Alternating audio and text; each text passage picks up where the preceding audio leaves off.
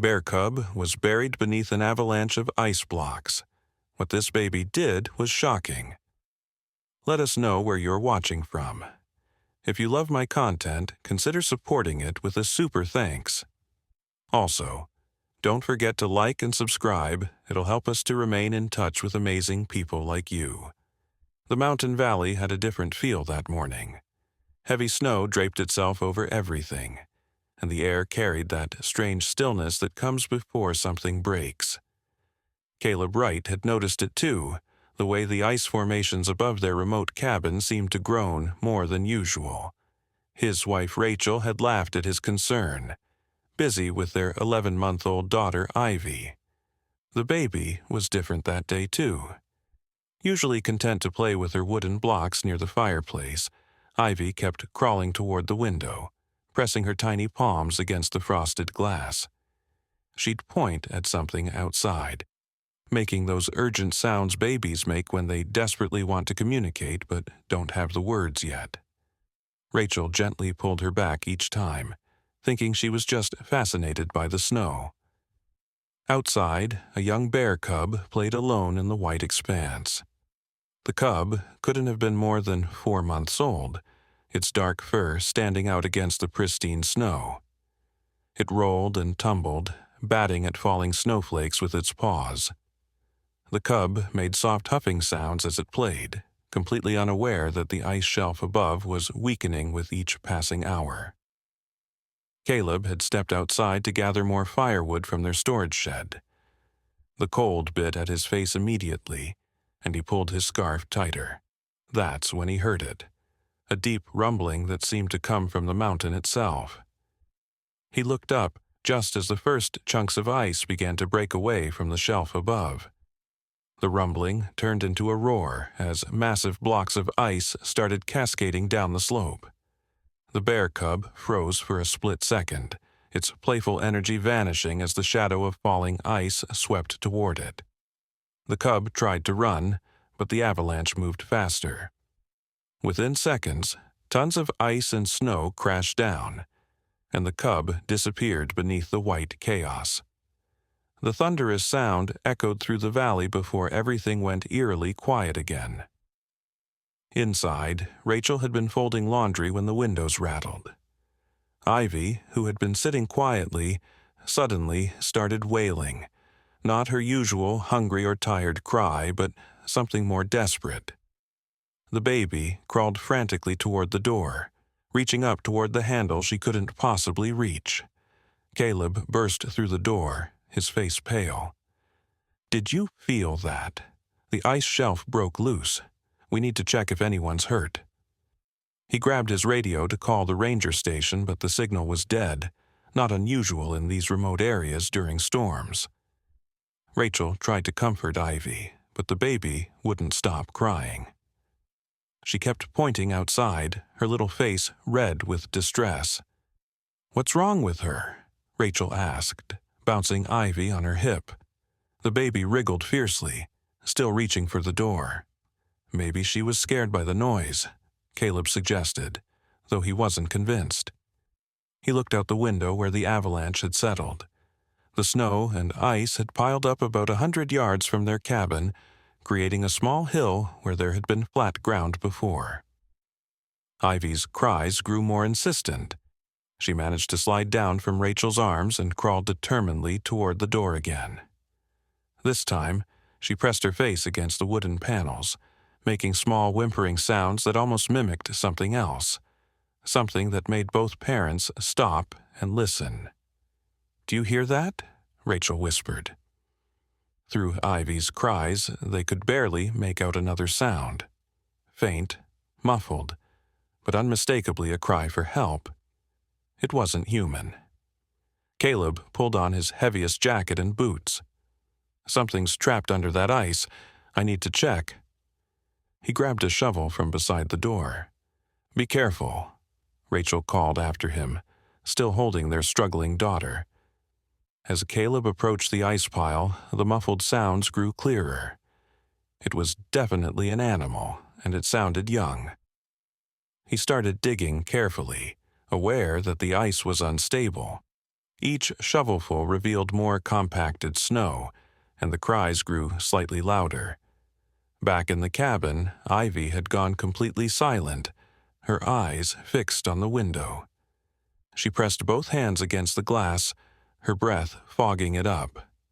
Rachel watched her daughter with growing unease. It was as if Ivy knew exactly where to look, her gaze following Caleb's movements precisely. Caleb had been digging for 10 minutes when he saw it, a small, dark paw twitching weakly beneath the ice. His heart sank. A bear cub. The mother was nowhere in sight, which was both good and bad. Good because adult bears were dangerous, especially when their cubs were threatened. Bad because this cub was completely alone in its crisis. The paw moved again, and a weak whimper came from beneath the ice. Caleb dug faster, but carefully, not wanting to cause more ice to shift and crush the small creature. Sweat dripped down his face despite the freezing temperature. Inside, Ivy started making soft cooing sounds, the same ones she usually reserved for her favorite stuffed animals. Rachel found herself drawn to the window, too, watching her husband work frantically to free whatever was trapped. The ice shifted suddenly, and Caleb jumped back. For a moment, he thought the entire pile might collapse, but it held, and in the shift, he could see more of the cub. Its head was partially visible now, eyes closed, barely breathing. "Oh, no," he breathed. The cub wasn't moving anymore. Caleb redoubled his efforts, throwing caution aside as he dug around the small body. Time was running out. Rachel made a decision. She bundled Ivy in her warmest clothes, the thick snowsuit, the tiny boots, the knitted hat her mother had made. "We're going to help Daddy," she told the baby, who had gone very still and quiet, as if understanding the gravity of the situation. As they stepped outside, the cold hit them like a wall. Rachel held Ivy tight, moving carefully across the snow toward where Caleb was digging. The closer they got, the more agitated Ivy became, not crying, but reaching out with both arms toward the ice pile. "Rachel, stay back," Caleb called without looking up. It's a bear cub. The mother could be anywhere. But Ivy's reaction was so strong that Rachel found herself moving closer. The baby was practically launching herself from her mother's arms, making urgent sounds that seemed to echo the cub's earlier cries. That's when they heard it. A deep, rumbling growl from the tree line. Rachel's blood froze. A massive brown bear emerged from the forest, moving with the terrifying grace of a predator. The mother bear had returned. Caleb slowly straightened, keeping his movements calm and deliberate. "Rachel," he said quietly, "back to the cabin. Now." But Ivy had other ideas. The baby let out a sound neither parent had ever heard her make before. A long, mournful wail that seemed to fill the entire valley. It wasn't a cry of fear or discomfort. It was something else entirely, something that made the approaching bear stop in her tracks. The enormous animal's eyes moved from the humans to the ice pile where her cub was buried. She made a low, distressed sound, her massive head swaying back and forth as if trying to understand the scene before her. Ivy wailed again, and this time she managed to wriggle partly free from Rachel's grip, her little arm stretching toward the buried cub. The mother bear's gaze fixed on the human baby, and for a moment that seemed to stretch forever, nobody moved. Then the bear did something unexpected. Instead of charging, she moved toward the ice pile, making soft huffing sounds. She began to dig with her massive paws, working alongside the spot where Caleb had been digging. "Don't move," Caleb whispered to his family. He slowly picked up his shovel again and continued digging a few feet away from the bear. It was surreal. Human and bear working side by side, both desperate to reach the cub. Ivy had gone quiet again, watching intently. Her little body was tense in Rachel's arms, as if she was holding her breath. The mother bear's powerful claws made quick work of the ice. Within minutes, she had uncovered most of her cub's body. The little one wasn't moving. The mother made a distressed moaning sound, nudging the still form with her nose. That's when Ivy did something that made Rachel's heart stop. The baby reached out and made a grabbing motion toward the cub, accompanied by the same cooing sound she made when comforting her dolls. It was as if she was trying to tell the mother bear that everything would be okay. The massive bear looked at the human baby again, and something passed between them, some primitive understanding that transcended species. The bear continued to nuzzle her cub, making low, encouraging sounds. Then, miraculously, the cub stirred. A weak paw moved, then a tiny head lifted slightly. The cub was alive, but barely. It needed warmth, and it needed it fast. Caleb had an idea. Moving very slowly, he unzipped his heavy jacket. The mother bear watched him warily, but didn't growl. He held the jacket out, making it clear he meant to help. The bear seemed to understand. She gently picked up her cub by the scruff of its neck and, to everyone's amazement, carried it closer to where Caleb stood with his open jacket. He carefully wrapped the thick material around the shivering cub while it was still in its mother's mouth. Ivy clapped her tiny hands, a sound that seemed to break the spell. The mother bear stepped back with her wrapped cub, gave what could only be described as a nod of acknowledgement, and began to carry her baby back toward the forest. But before disappearing into the trees, she turned back one more time. The cub, slightly revived by the warmth, lifted its head and looked directly at Ivy. The baby waved her little hand, and the cub made a soft sound, not quite a roar, more like a grateful sigh. Then they were gone, leaving the Wright family standing in the snow, trying to process what had just happened. "Did that really just happen?" Rachel whispered, holding Ivy close. Caleb nodded slowly, still staring at the tree line where the bears had vanished. "I think our daughter just helped save a bear cub's life." Ivy, as if understanding, gave a satisfied giggle and promptly fell asleep in her mother's arms, exhausted from her rescue effort. As they walked back to the cabin, Caleb noticed something strange. The spot where he'd been digging, where the cub had been buried, there was something else in the snow. He bent down and picked up a small carved wooden bear. It was old, weathered, and definitely not something that had been there before. "Rachel," he called, holding up the carving. "Look at this." She came over, Ivy still sleeping peacefully. The carving was intricate, showing a bear family, mother, father, and cub. On the base were symbols neither of them recognized. "Where did this come from?" Rachel asked. Caleb shook his head. "It wasn't here before. I would have seen it while digging." They both looked toward the forest, then at their sleeping daughter. "Maybe," Rachel said softly. "Some connections go deeper than we understand." That night, as they sat by the fire with Ivy playing contentedly with her blocks, they found themselves looking out the window more often. The wooden bear carving sat on the mantel, a mysterious reminder of the day their baby daughter had bridged the gap between human and wild in a way that defied explanation. And somewhere in the forest, a mother bear curled around her cub, who was wrapped in a human's jacket, both of them alive thanks to the inexplicable connection between a human baby and the wild heart of the mountain. The valley had returned to its quiet state, but something had changed. The Wrights could feel it in the air, see it in the way the snow sparkled differently, hear it in the wind that whispered through the pines. Their daughter had shown them something profound about the invisible threads that connect all living things.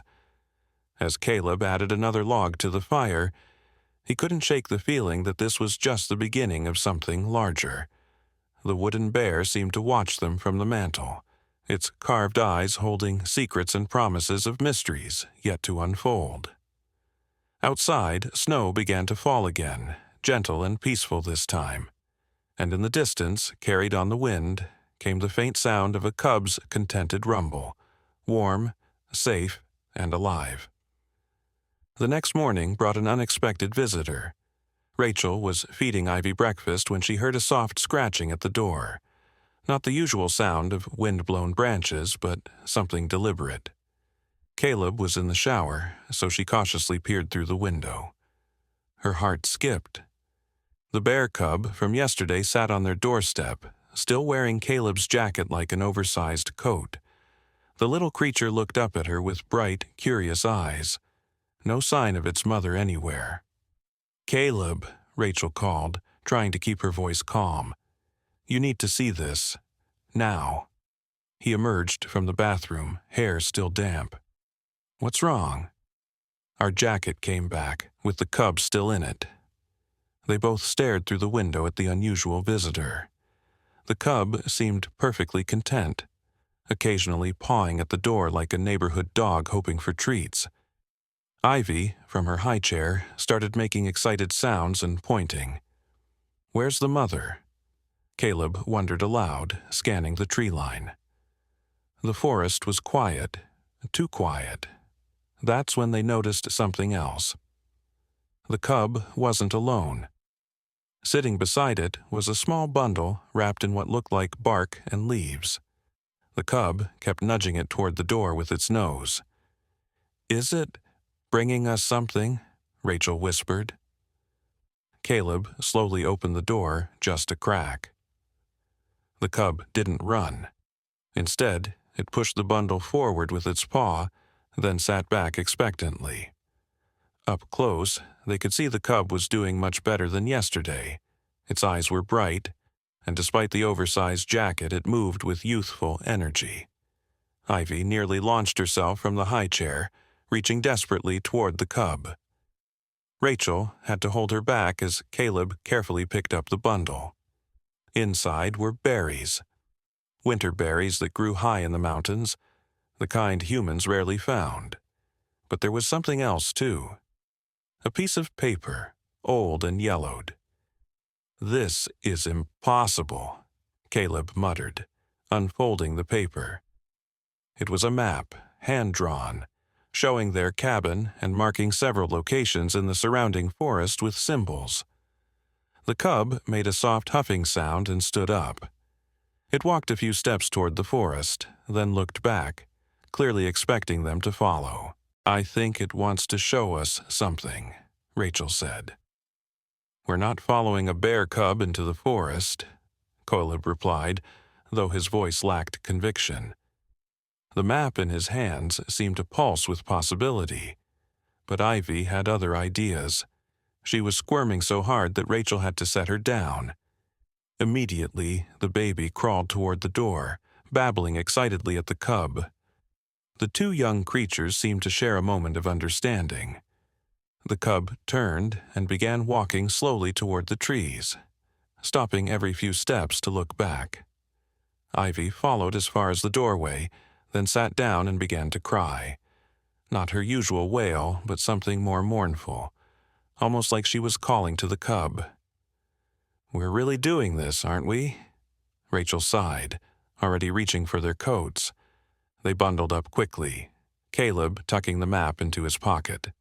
He lifted Ivy into the carrier on his chest, while Rachel grabbed emergency supplies, just in case. The cub waited patiently at the edge of the forest, its dark eyes watchful. As they followed the cub into the trees, the morning sun filtered through the branches, creating patterns on the snow. The cub moved with purpose, clearly knowing exactly where it was going. Every so often, it would stop and look back, making sure they were still following. They walked for about 20 minutes, the forest growing denser. Caleb kept checking the map, amazed to find that the cub was following one of the marked paths exactly. Ivy had gone quiet in her carrier, her eyes wide as she took in the winter wonderland around them. The cub led them to a small clearing where the snow was less deep. In the center stood an old cabin, much smaller than theirs, almost hidden by overgrown bushes and snow-laden branches. It looked abandoned, forgotten by time. But the cub walked right up to the door and scratched at it. The door, surprisingly, swung open on rusty hinges. Inside, they could see furniture covered in dust and cobwebs, but everything was surprisingly intact. "Someone lived here," Rachel breathed, stepping inside cautiously. The single room contained a bed, a desk, and shelves lined with books and journals. On the walls hung photographs, old, sepia-toned images of the mountains and bears, lots of bears. Caleb picked up one of the journals, blowing off the dust. The first page was dated 1952. "Listen to this," he said, reading aloud. "Today I made contact with the mountain bears. They are more intelligent than anyone believes. The mother I've been observing seems to understand my intentions. I've left markers for her, and she responds in kind." The cub had curled up by the cold fireplace, watching them explore. Ivy reached out from her carrier, making soft sounds at the cub, who responded with gentle huffs. "This is incredible," Rachel said, examining the photographs. "This person was studying bear behavior decades ago. Look at these notes. They're about bear intelligence, communication, even emotional connections with humans." One photograph caught her eye. It showed a man, probably in his 60s, sitting beside a large bear. But what made her gasp was what the bear was holding. A human baby, cradled gently in its massive paws. "Caleb, look at this." He came over, still holding the journal. The photograph was labeled on the back. "Miracle in the Mountains, 1958, the day Sarah's daughter met her forest guardian." "Forest guardian," Caleb muttered. He flipped through the journal, looking for the date. After several minutes, he found it. The entry was longer than the others, written in an excited hand. "Today proved everything I've believed. Sarah brought her infant daughter against my warnings, but the bears, they knew. The mother bear I've been working with for 3 years approached the child with such tenderness. She allowed the baby to touch her cub, and something passed between them. I cannot explain it scientifically, but there was communication. Pure, instinctual understanding. The elder bears tell stories of this in their own way, marks on trees, patterns in behavior. They speak of chosen children, humans who can bridge our worlds." Rachel and Caleb exchanged glances. Ivy had fallen asleep in her carrier, one small hand stretched toward the cub. "This is why the cub came to our door," Rachel whispered. "Why Ivy knew it was in trouble. She's one of these chosen children." The cub suddenly stood up, alert. From outside came a familiar sound, the mother bear's low rumble. But she didn't sound threatening this time. The cub ran to the door, and they followed. The mother bear stood at the edge of the clearing, but she wasn't alone. 2 other bears flanked her, an older male with graying fur and a younger female. They watched the humans with intelligent eyes. The wooden carving in Caleb's pocket seemed to grow warm. He pulled it out, and the bear's attention immediately fixed on it. The older male stepped forward, and Caleb instinctively held the carving out. The bear sniffed it, then made a sound that was almost like approval. He turned to the mother bear, and they seemed to communicate in low rumbles and body language. Then, in a move that defied everything Caleb knew about wild animals, the older bear gently took the carving in his mouth and set it on the ground. With his massive paw, he pushed snow aside to reveal a flat stone. On the stone's surface were carved symbols that matched those on the wooden bear's base. The bear looked at Caleb, then at the stone, clearly indicating he should place the carving there. "I think he wants me to put it on the stone," Caleb said, his voice barely above a whisper. "Be careful. Rachel warned, but Caleb was already kneeling, placing the carved bear on the stone symbols. They aligned perfectly. The moment the carving touched the stone, something shifted in the clearing. The air itself seemed to shimmer, and the bears all sat down in a circle around the stone. Ivy woke up, not crying but alert, her eyes bright with interest. The mother bear approached slowly. She came close enough that Rachel could have touched her, then lay down in the snow. The cub bounded over and curled up against her, still wearing Caleb's jacket. The other bears remained seated, watching. "I think they're waiting for something," Rachel said. Caleb was flipping through the journal again. "Here," he said, "the last entry. The ceremony of recognition happens only when a new bridge is found. The child who speaks without words, who hears without sound. The bears will know, and they will come to acknowledge the bond. The guardian's stone will accept the token, and the covenant will continue." "Covenant?" Rachel asked, but her question was answered by action. The older male bear stood and approached Ivy. Rachel tensed, but Caleb put a hand on her arm. "Look at Ivy," he whispered. Their daughter was reaching out, completely unafraid. The massive bear lowered his head until he was eye level with the baby. Ivy placed her tiny hand on his nose, and both were still for a long moment. Then the bear did something extraordinary. He touched his paw to the ground, leaving a clear print in the snow. He looked at Ivy, then at the print, as if asking her to understand. Ivy laughed, a bright, delighted sound. She patted her own hand in the snow next to the bear's print, leaving her tiny handprint beside his massive one.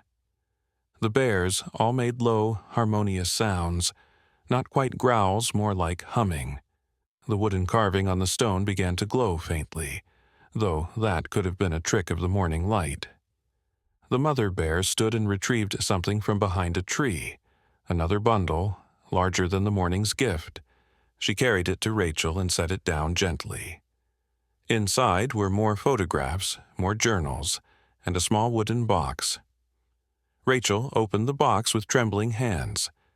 Inside was a necklace, a simple leather cord with a bear claw pendant, but the claw was unlike any she'd seen. It seemed to catch and hold light, almost translucent. "Put it on her," Caleb urged, understanding somehow that this was meant for Ivy.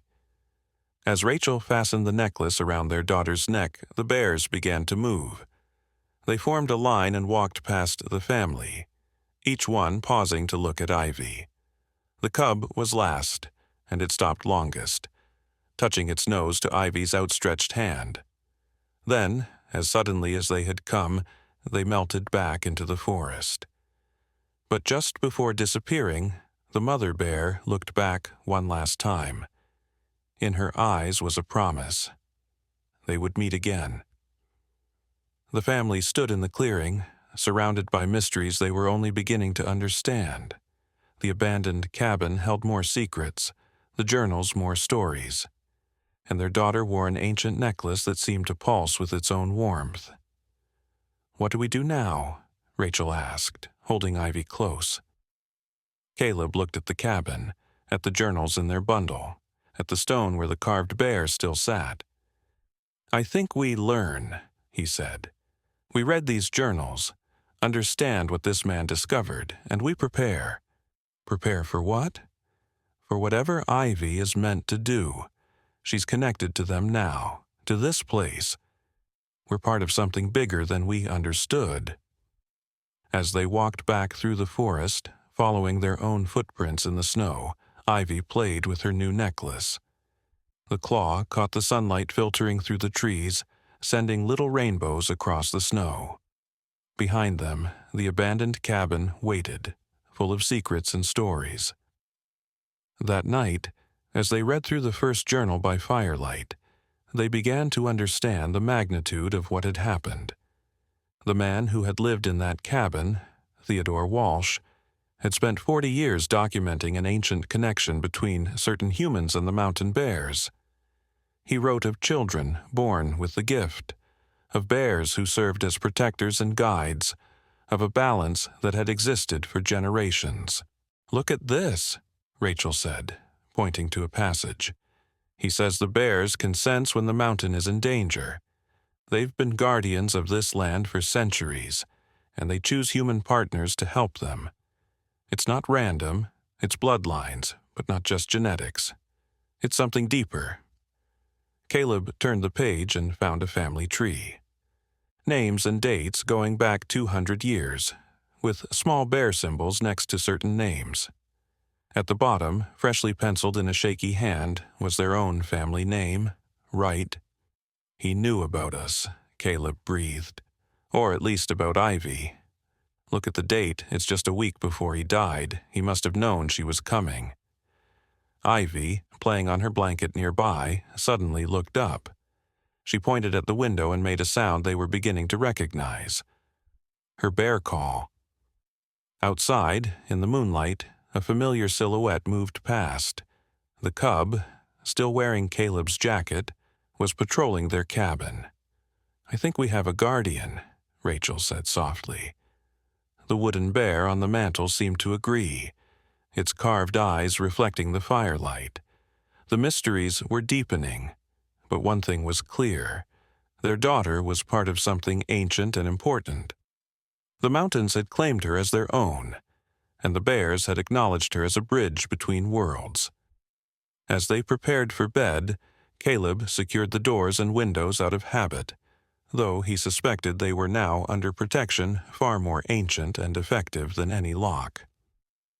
Outside, the cub continued its patrol, occasionally joined by larger shadows moving through the trees. The covenant had been renewed, the bridge had been found, and in her crib, Ivy slept peacefully, the bear claw necklace glowing faintly against her chest. Dreams perhaps filled with forests, and friends who walked on 4 paws instead of 2. Tomorrow, they would read more journals, discover more secrets. But tonight, they were simply a family touched by wonder, guardians of a mystery that stretched back through time and forward into an uncertain but magical future. The snow continued to fall, blanketing the valley in pristine white. And somewhere in the forest, an old bear touched his paw to an ancient stone, leaving his mark beside countless others, a testament to bonds that transcended species and spoke to something wild and eternal in the heart of the mountains. 3 days passed in a blur of discovery. The Wright family had barely scratched the surface of Theodore Walsh's journals, each page revealing new layers of the ancient covenant. But on the 4th morning, everything changed with a knock at their door. It was too precise to be the cub's scratching, too deliberate to be wind. Caleb opened the door to find an elderly woman standing in the snow, her weathered face framed by silver hair.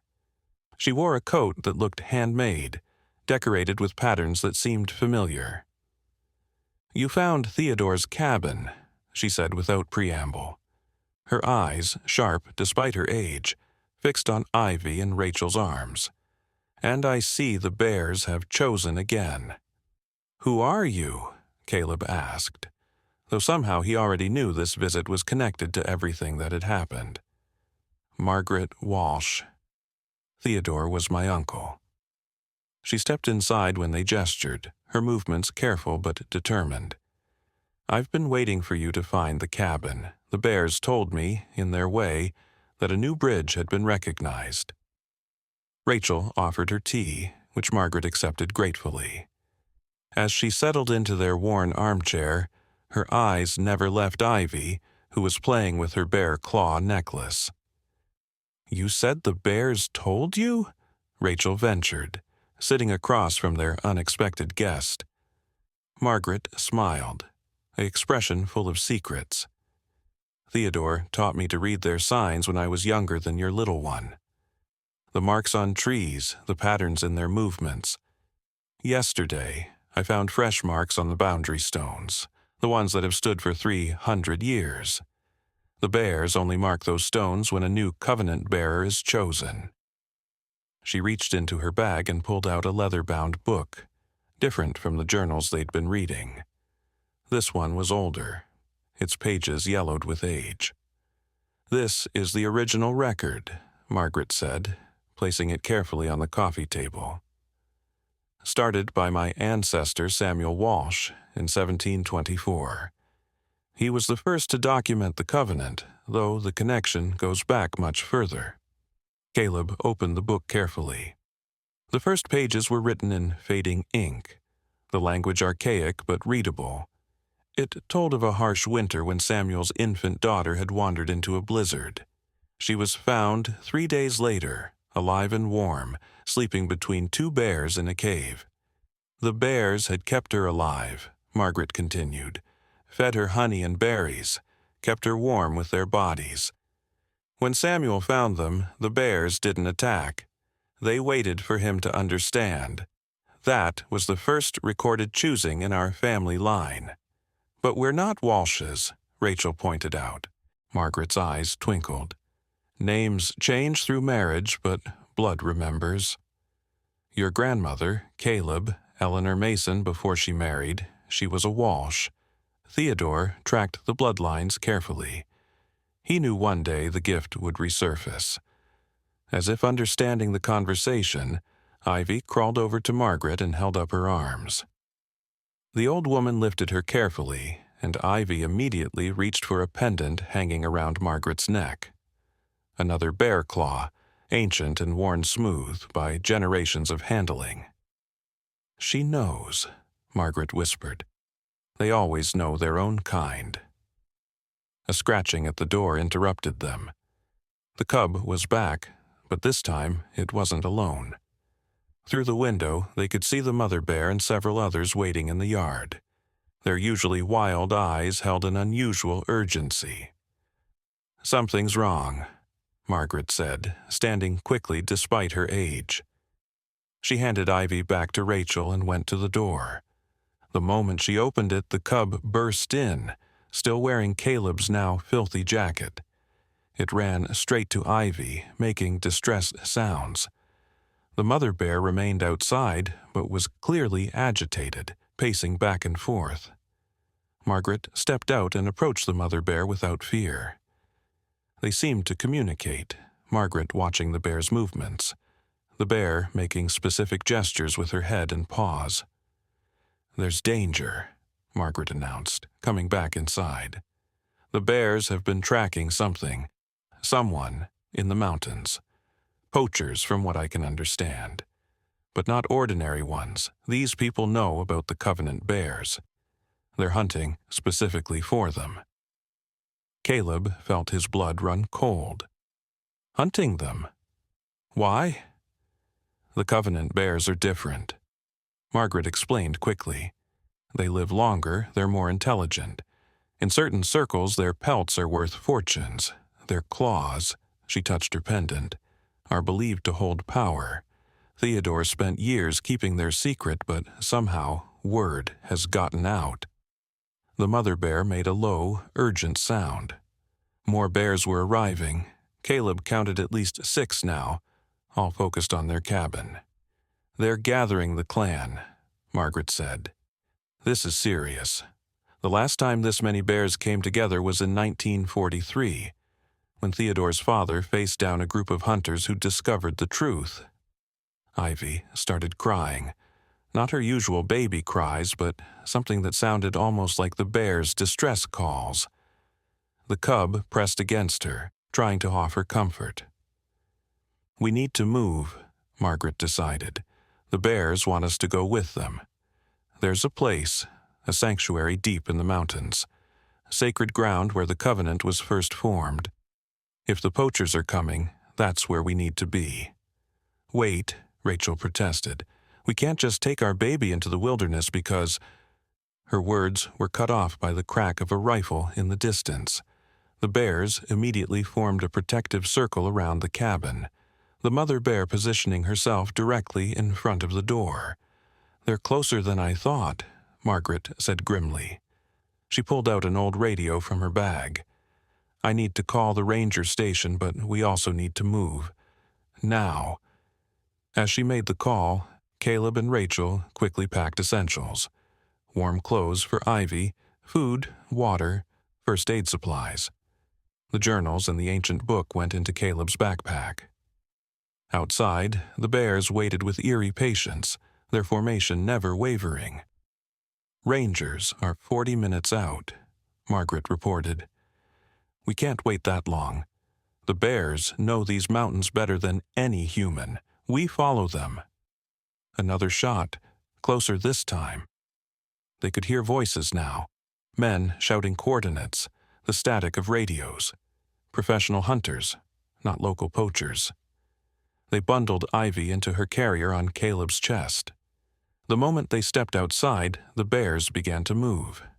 The formation was precise: larger bears on the outside, the mother and cub close to the humans, Margaret leading alongside the eldest bear. The path the bears chose was invisible to human eyes, winding between trees and over frozen streams. They moved quickly but carefully, always keeping the humans in the center of their protective circle. Ivy had stopped crying, her small hands gripping the carrier straps, eyes wide as she watched their escorts. They'd been walking for 20 minutes when they heard the dogs. The baying of hounds echoed through the forest, trained hunting dogs on their trail. The bears' agitation increased, but they maintained their pace. "Bloodhounds," Margaret muttered. "They must have gotten something with the bears' scent." The eldest bear suddenly veered left, leading them into denser forest. The path became steeper, more challenging. Rachel struggled with the terrain, but the bears adjusted their pace, one of them walking so close she could lean on its massive shoulder for support. Then came voices, too close for comfort. "Tracks lead this way." Fresh ones, multiple animals, and, wait, human prints too. "I told you," another voice answered.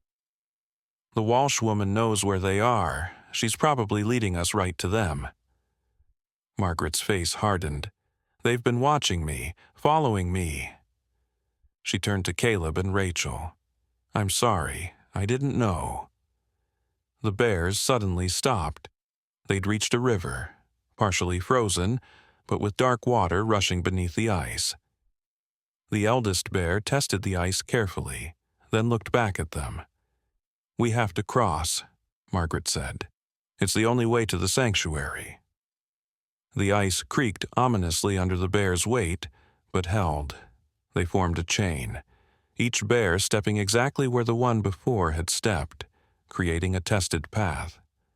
Margaret went first with the eldest bear, then Caleb with Ivy, Rachel following. They were halfway across when the hunters emerged from the trees.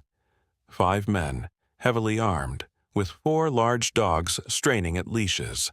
The lead man raised his rifle. "Don't shoot," he called to his companions. "Not yet. We need them to lead us to the den." But the mother bear had other plans. She turned on the ice, placing herself between the hunters and the humans.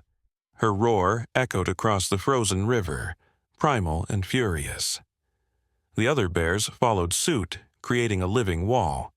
"Go!" Margaret shouted. "Keep going!" The ice was fracturing under the weight and movement. Cracks spread like lightning across the surface. The hunters were shouting, trying to get clear shots without hitting the ice.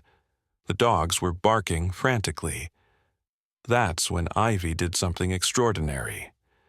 She pulled off her mittens and placed her bare hands on the bear claw necklace. The ancient claw began to glow, not the faint shimmer they'd noticed before, but a true, warm light that seemed to pulse with life. The bears responded immediately. Their roars changed pitch, becoming almost melodic. The sound reverberated through the mountains, echoing off the peaks. And from the forests on both sides of the river came answering calls. More bears were coming.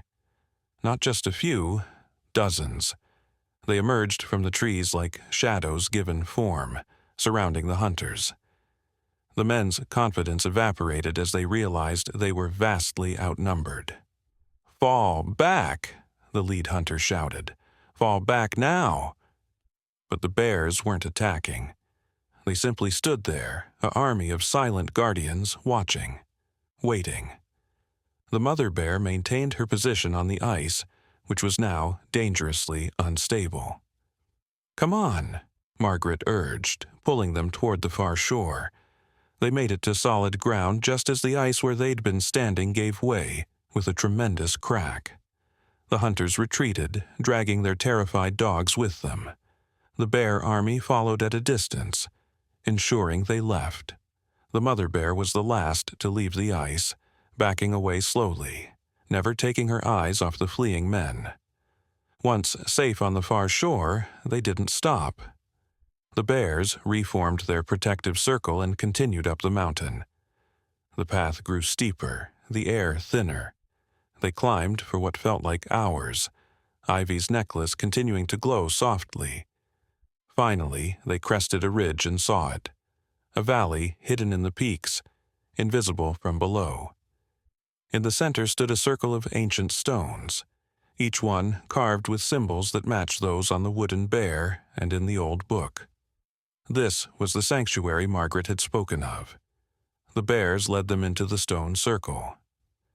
The moment they crossed the boundary, the air felt different, warmer despite the altitude, charged with an energy that made the hair on their arms stand up. In the center of the circle was a pool of water that shouldn't have been liquid at this elevation and temperature.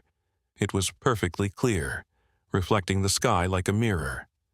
The eldest bear approached the pool and touched his paw to the surface. Ripples spread outward, and images appeared in the water. "The memory pool," Margaret breathed. "Theodore wrote about it, but I never believed. Look." The images in the water showed the history of the Covenant, generations of chosen children and their bear guardians. They saw Samuel Walsh's daughter, grown into a woman, standing beside a massive bear as they faced down a forest fire together.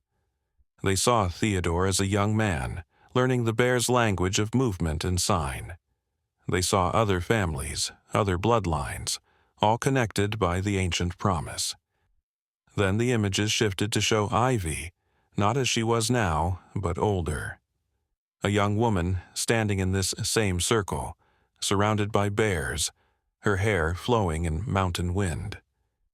She was conducting some kind of ceremony, her hands glowing with the same light that now emanated from her necklace.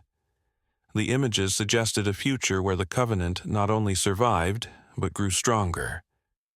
"She's more than just chosen," Margaret whispered. "She's going to be the strongest bridge yet. The bears have been waiting for her." Ivy reached toward the pool, and her mother let her lean forward. The moment the baby's fingers touched the water, the entire circle of stones began to hum with harmonic resonance. The bears sat in a circle around them, adding their voices to the sound. Light erupted from the pool, not blinding but warm and golden. It enveloped them all, humans and bears alike. In that light, barriers dissolved. For just a moment, Rachel could understand the bears' thoughts, feel their ancient wisdom. Caleb sensed the depth of their connection to the mountain, their role as guardians not just of the land, but of something far more profound. And Ivy laughed, a sound of pure joy that seemed to harmonize with the light itself. When the light faded, they were changed. Not visibly, but they could feel it. A deeper understanding, a connection that went beyond words or conscious thought. The Covenant had been renewed in full, and they were all part of it now. "The hunters will be back," Margaret said finally. "But they can't reach us here. This place is protected by more than just the bears. The mountain itself guards this sanctuary." As if to prove her point, they could see clouds gathering around the lower peaks, obscuring the path they'd taken. Snow began to fall, heavy and thick, erasing their tracks. "We'll stay here tonight," Margaret decided. "There's a shelter cave the guardians use. Tomorrow, when the storm passes, the rangers will have dealt with the hunters. Theodore had friends in the service who understand about the Covenant bears. They'll make sure those men don't come back. The bears were already moving, leading them to a cave entrance hidden behind one of the standing stones. Inside, it was surprisingly warm and dry, with fresh spring water trickling from a crack in the wall. The bears had clearly used this place for generations. There were sleeping hollows worn smooth in the stone floor. That night, they slept surrounded by their guardians. The cub curled up next to Ivy's makeshift bed, finally shedding Caleb's jacket to reveal healthy, glossy fur beneath. The mother bear positioned herself at the cave entrance, keeping watch. The others spread throughout the sanctuary, sentinels against any threat. Margaret shared more stories from the Covenant's history as they ate their simple meal. She told them about the responsibilities that came with being chosen, how the Covenant holders became protectors of the balance between human and wild, how they served as voices for those who couldn't speak in human words. Ivy will need training as she grows, Margaret explained. The gift is natural, but understanding how to use it, how to maintain the balance, it takes time. Theodore left instructions, exercises, and the bears themselves will teach her in their way. Outside, the storm raged, sealing them safely in their mountain sanctuary. But inside the cave, warmed by body heat and ancient magic, they felt secure. Ivy slept peacefully, one small hand resting on the cub's furry head, the bear claw necklace glowing softly in the darkness. "What happens now?" Rachel asked quietly, not wanting to wake her daughter. Margaret smiled. "Now you learn, you grow, you become what Ivy needs you to be, guides for a guide, teachers for a teacher. The Covenant isn't just about the chosen children, it's about the families who support them, the communities that understand the sacred trust." She pulled out another journal, this one newer. "I've been keeping records too, continuing Theodore's work. Tomorrow, I'll show you the other families, the network that exists to protect the Covenant bears and their human partners. You're not alone in this." Caleb looked at his sleeping daughter, at the bear cub that had already become her devoted companion, at the ancient woman who had brought them into this larger world. Everything had changed in just a few days, but somehow it felt right, as if they'd always been meant for this.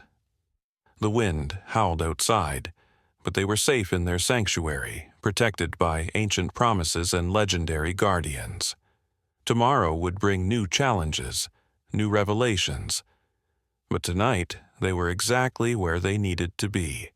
A family transformed by wonder, bound by duty, and blessed by the wild magic of the mountains. As sleep finally took them, the last thing they heard was the soft rumble of contented bears and the gentle breathing of a baby who would grow up to bridge two worlds in ways they could barely imagine. The Covenant lived on, stronger than ever, in the heart of a child who had saved a cub, and in doing so, had saved something far greater, the ancient bond between human and wild that kept the mountains whole. Dawn came softly to the sanctuary, painting the stones in shades of rose and gold. Rachel woke to find Ivy already awake, sitting up and babbling happily to the cub. The two youngsters seemed to be having a conversation only they could understand, complete with gestures and soft sounds that echoed between them. Margaret was at the cave entrance, speaking quietly with the eldest bear. Their communication was fluid now, a dance of subtle movements and ancient understanding. When she noticed Rachel watching, she smiled. "The hunters are gone," she announced. "The rangers found their camp abandoned this morning. The storm and other things convinced them to leave. They won't be back." Caleb stirred, drawn awake by voices. He found the wooden bear carving in his pocket had changed overnight. Where it had been worn and weathered, it now gleamed as if newly carved. The symbols on its base seemed deeper, more defined. "Look," he said, holding it up. Margaret's eyes widened. The covenant seal. It's been renewed. That hasn't happened in 100 years. Outside the cave, the bears were gathering. Not just the ones who had escorted them, but others, dozens of them, all sizes and ages, forming a great circle around the standing stones. The mother bear appeared at the entrance, making a soft chuffing sound that clearly meant, "Come." They emerged into a morning that felt different from any they'd known. The air itself seemed alive, shimmering with possibility. The circle of bears parted to let them through, all eyes fixed on Ivy. In the center of the stone circle, the memory pool had changed. Where yesterday it had been clear water, now it swirled with colors. Not quite liquid, not quite light, something between the two. The eldest bear approached and touched his nose to Ivy's hand, then guided them toward the pool. "This is the awakening," Margaret whispered. "I've read about it, but never thought I'd see it. The covenant is evolving, becoming something more." Ivy reached for the pool, and Rachel let her down to crawl toward it. The cub stayed right beside her, matching her pace. As they approached the swirling colors, both youngsters began to glow, Ivy's necklace brightening, and the cub's fur taking on an ethereal shimmer. They reached the edge together. Ivy patted the surface with her tiny hand, and the cub dipped its paw. The moment they touched the pool simultaneously, the world changed. Light exploded upward, not harsh but warm, embracing. Within that light, time seemed to flow differently. Rachel and Caleb saw flashes of Ivy's future, their daughter at 5, running through forests with a young bear at her side. At 15, standing before world leaders, translating not just between human and bear, but between humanity and nature itself. At 25, leading a global movement that would heal the rift between civilization and wilderness. They saw the cub, too, grown into a magnificent bear, always at Ivy's side. Together, they would face challenges, environmental disasters, human greed, the slow destruction of wild places. But they would also inspire millions, proving that the connection between human and nature wasn't lost, just forgotten. The light began to fade, but the change remained. Ivy and the cub sat by the pool, looking at each other with ancient understanding in young eyes. Around them, every bear in the circle bowed their heads in acknowledgement. "They're linked now," Margaret said, tears streaming down her face. "Truly linked. Their lives, their purposes, their destinies all intertwined. This is beyond the old covenant. This is something entirely new." The eldest bear approached Caleb and did something unprecedented. He stood on his hind legs and placed his paws on Caleb's shoulders, looking him directly in the eyes. In that gaze, Caleb saw centuries of wisdom, generations of guardianship, and a trust being passed on. Then the bear turned to Rachel, repeating the gesture. She understood instinctively. They were being inducted not just as parents of a chosen child, but as guardians in their own right. The covenant was expanding to include them fully. A sound drew their attention back to the pool.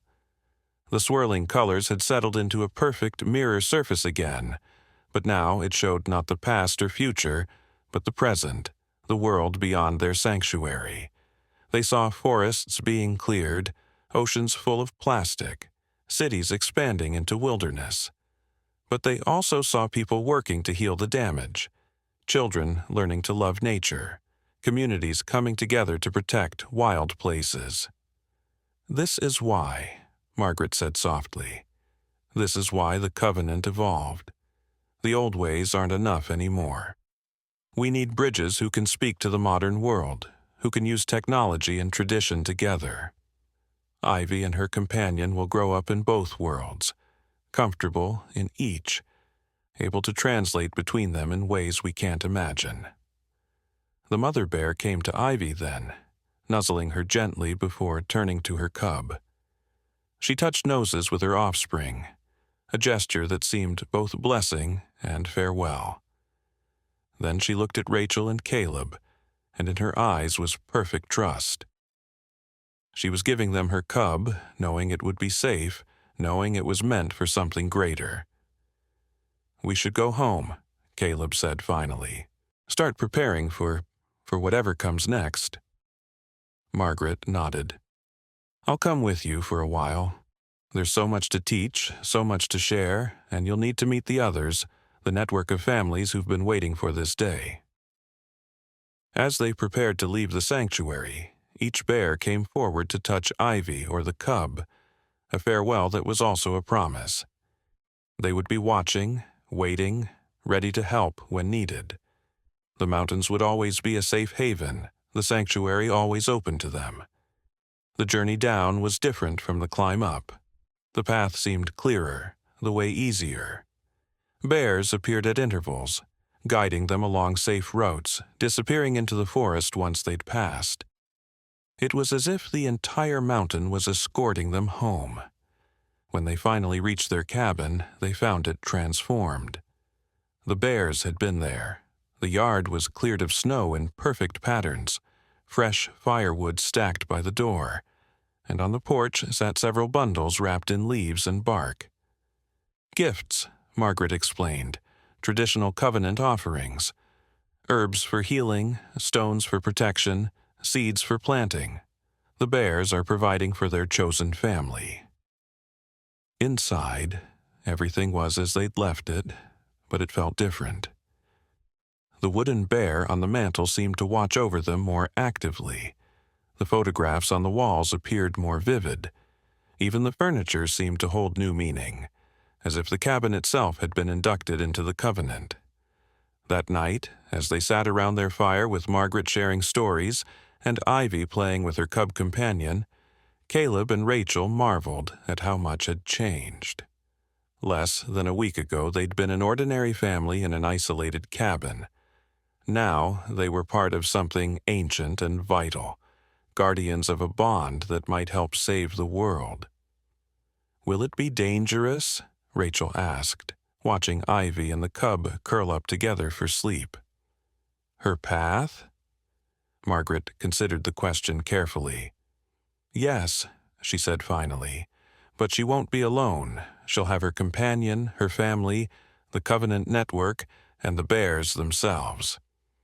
And she'll have something more, the ability to show others what we've forgotten, that the divide between human and nature is an illusion, that we're all part of the same world, the same story." As the fire died to embers, they saw movement outside. The mother bear was there, just at the edge of the forest, keeping watch. She would return to the wild, but never go far. The bonds forged in the sanctuary were permanent, transcending distance and difference. Caleb pulled the ancient book closer, beginning to read by firelight. There was so much to learn, so much to prepare for, but watching his daughter sleep peacefully beside her bear cub companion, he felt ready for whatever came next. The covenant had been more than renewed. It had been reborn. And in a small cabin in the mountains, a baby and a bear cub slept side by side, dreaming, perhaps, of the forests they would save, the bridges they would build, and the world they would help heal. Outside, snow began to fall again, but it was a gentle snow, a blessing snow. The mountains stood eternal, guardian and witness to the magic that lived on in the heart of a child who had reached out to save a cub, and in doing so, had opened a door to humanity's oldest friendship. The future stretched before them, full of challenge and wonder.